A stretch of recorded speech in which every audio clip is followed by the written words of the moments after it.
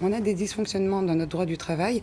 L'objectif pour ce quinquennat, c'est de faire redémarrer la compétitivité et l'emploi. Et évidemment, on aura à travailler négociation, longuement. Par exemple, dans les entreprises et plus dans les branches. Hein, ce qui Moi, était déjà une disposition de François Fillon.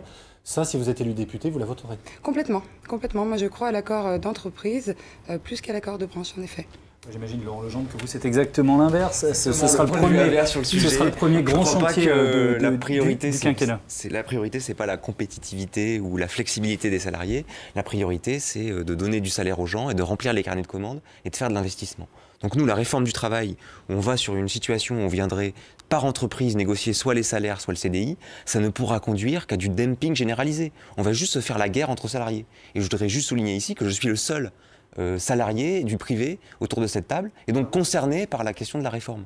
Donc aujourd'hui, nous, on est vraiment opposés à ça. Et je suis aussi opposé, moi, à une réforme très particulière. L'entreprise, ce n'est pas quelqu'un qui gère des salariés. C'est quelqu'un qui ne peut pas connaître les attentes. Soyons sérieux, là. Soyons sérieux. En tout cas, moi, il y a quelque chose... C'est un argument. Non, il a dit salarié, vous êtes chef d'entreprise et vous êtes avocat. J'ai un statut différent par rapport à vous là-dessus, M. Bonnel. Et moi, il y a un point, c'est la réforme, le référendum à l'initiative de l'employeur qui me paraît aussi...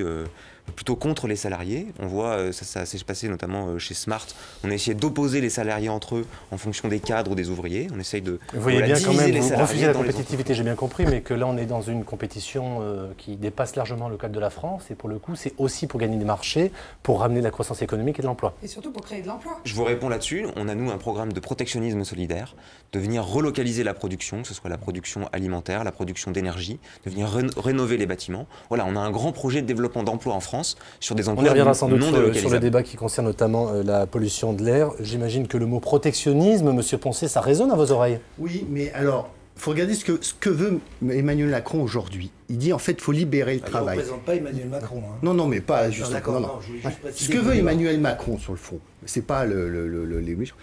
Il veut aujourd'hui libérer le travail. Pour lui, libérer le travail, c'est quoi? Plus de flexibilité, plus de CDD. Donc moins de protection et aujourd'hui plus de précarité. C'est ça. Dans deuxième temps, il nous dit, vous verrez, je mettrai en place un volet assurant. Ça fait 40 ans qu'on nous dit, si vous voulez avoir une omelette, il faut casser des œufs. On casse des œufs, mais on n'a toujours pas d'omelette. Donc c'est une vieille recette. Donc cette idée de flex-sécurité, ça ne marchera pas. Vous n'y croyez pas? Non, parce que le problème aujourd'hui de l'économie française, et c'est là où il n'apporte pas de solution, c'est le niveau de gamme des produits que nous avons. On est aujourd'hui coincé entre ceux qui font pas cher en Italie, en Espagne, et ceux qui font du haut de gamme, l'Allemagne. C'est là que se situe notre problème. Donc en fait, il faudrait plutôt soutenir l'investissement, moderniser notre appareil de production. C'est ça qui est nécessaire de faire. Et pas effectivement d'instaurer plus de précarité et donc du coup de taper sur la tête des travailleurs. Najat Vallaud-Belkacem, vous avez passé les 5 dernières années au gouvernement, vous avez été tous les gouvernements sous le quinquennat de François Hollande, marqués par le vote de cette fameuse loi El Khomri. Est-ce que ce que propose aujourd'hui Emmanuel Macron, c'est la suite de la loi El Khomri ou ça la renforce? Et est-ce que vous assumez, vous, la loi El Khomri? D'abord, ça dépend sur quel point, pour répondre à votre question, parce que je me souviens que Emmanuel Macron, dans le cadre de la loi El Khomri, avait tenté d'introduire des dispositions dont on n'avait pas voulu à l'époque. Il y a eu aussi la loi Macron pendant ce quinquennat. Et qu'aujourd'hui qu'il est devenu président de la République, on voit bien qu'il va chercher à les remettre dans la loi, ces dispositions avec lesquelles je suis en désaccord. Par exemple, typiquement, ce qu'on appelle le plafonnement des indemnités prud'homales pour licenciement abusif. J'explique à vos téléspectateurs très rapidement, vous êtes salarié dans une entreprise, vous êtes licencié de façon abusive. Aujourd'hui, vous pouvez aller au juge des prud'hommes et avoir des dommages et intérêts adaptés à votre situation. Si par exemple vous avez 55 ans et que être licencié, ça rend difficile de retrouver un autre travail avant la retraite, vous aurez des dommages et intérêts plus élevés. Demain, avec ce type de mesures, tout le monde n'aura qu'un strict minimum, quelle que soit la situation et la gravité du licenciement. C'est un droit à licencier à bas prix pour les entrepreneurs. C'était bien alors en 2016? C'est ce qu'il fallait faire. Écoutez-moi bien. C'est une disposition que Emmanuel Macron avait cherché à mettre dans la loi El Khomri, qu'on l'a empêché de mettre. C'est d'ailleurs l'une des raisons pour lesquelles il était mécontent et qu'il a quitté le gouvernement. Et donc aujourd'hui, il s'apprête à le faire. Je vais simplement terminer pour réagir sur ce que disait Emmanuelle Aziza tout à l'heure, parce qu'elle disait, mais bien sûr, tous les chefs d'entreprise et tous les salariés demandent à ce qu'on réduise considérablement le code du travail.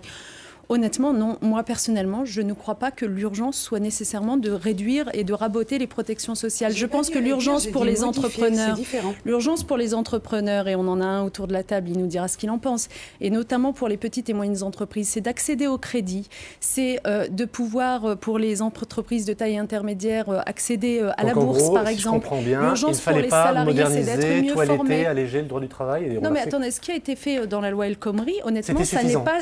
Voilà, ça n'est pas ce qui est annoncé aujourd'hui par voie d'ordonnance par Emmanuel Macron. Alors, Bruno Bonnell voyait le problème, effectivement. Ce sera mon dernier mot, mais je trouve que ça n'est pas honnête, sincèrement, de ne pas dévoiler aux électeurs, avant l'élection législative, ce qui se trouvera dans ce texte d'ordonnance. Il faut que les gens puissent juger sur pièce avant d'envoyer des députés à l'Assemblée. Vallaud-Belkacem, c'est de dire qu'il y a une grande période de négociation qui va s'ouvrir pendant l'été. Ça veut dire que de cette période de négociation, Bruno Bonnell peut sortir un autre texte. C'est vrai que c'est quand même flou, ce qui a été annoncé par Édouard Philippe hier. Écoutez, depuis que je soutiens Emmanuel Macron, c'est-à-dire depuis juin l'année dernière, on me répète que tout ce qu'il dit est flou.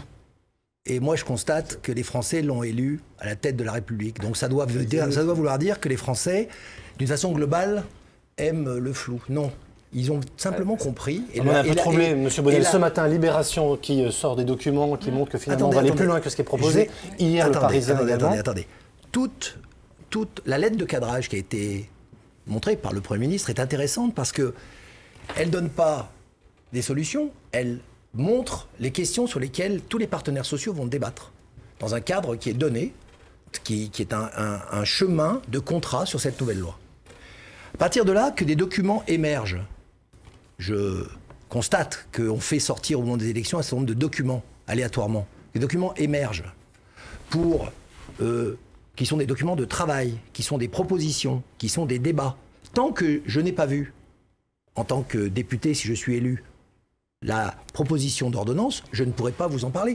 Mais vous voyez, du coup, le reproche qui est fait, c'est qu'on ne dévoile pas ça avant une élection essentielle. Et là-dessus, on n'est pas d'accord. Mais là-dessus, nous ne sommes pas d'accord. Parce que quand on fait une chambre... Sur le plafonnement, par exemple, de ceux de parler de Mme Vallaud-Belkacem, sur le plafonnement des indemnités prud'homales, est-ce que vous pourriez l'abandonner si vous voyez que ça coince? Je vais vous en parler. Je veux juste dire la méthode de mettre à l'Assemblée nationale 50% de gens de la société civile, des entrepreneurs comme moi, qui sont au quotidien sur ces problématiques de l'emploi. C'est quand même une méthode intéressante pour qu'on puisse justement discuter ces lois. Nous sommes d'accord sur le cadre général qui a été exprimé dans le programme, et nous avons maintenant à établir des textes par rapport à ça. Quant aux indemnités prud'homales, on n'a jamais menti là-dessus. C'est dans le programme d'Emmanuel Macron. On n'a pas dit qu'on allait réduire à zéro ces indemnités prud'homales. On a dit, je dis juste, non mais je précise, on a dit qu'elles allaient être encadrées. Parce qu'en tant que chef d'entreprise, c'est vrai. C'est vrai qu'il y a eu des abus. Vous acceptez le fait que les entrepreneurs puissent s'acheter le fait de se mettre dans l'illégalité. C'est ça le modèle de société que vous proposez. Oui, parce qu'on parle d'un licenciement abusif. Vous proposez donc que les entrepreneurs demain puissent se mettre dans l'illégalité parce qu'ils auraient l'argent pour pouvoir le faire.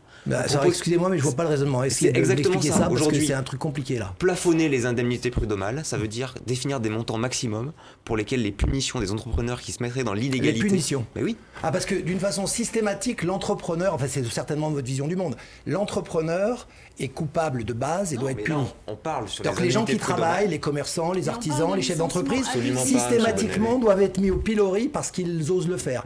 Non, attendez, soyons sérieux 2 minutes. J'aimerais que vous regardiez, effectivement, dans les débats prud'homaux, les niveaux d'indemnité. Parce qu'on ne parle pas des indemnités de licenciement légal. Celles-là, on n'y touche pas. Les gens sont protégés par la loi là-dessus. Il n'a jamais été question d'y toucher. On parle des dommages et intérêts supplémentaires pour licenciement abusif. Alors je propose les uns les autres. Pour discrimination, voilà, quelqu'un qui est licencié par discrimination. Je l'ai dit tout à l'heure qu'on avait un programme chargé.